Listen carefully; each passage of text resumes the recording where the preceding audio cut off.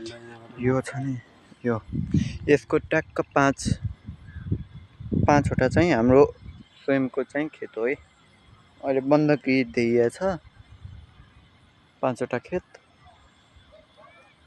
जे भए पनि। अनि मौसम पनि सुहानो छ अहिले। यो बेलामा खेतमा आउनु भनेको यस्तो एनर्जेटिक बनाइदिन्छ। हाम्रो बाइक झुकेर त्यतातिर राखिएको छ माथि, तर यहीँ लिएर राख्न जाति हुँदो रहेछ दाइ।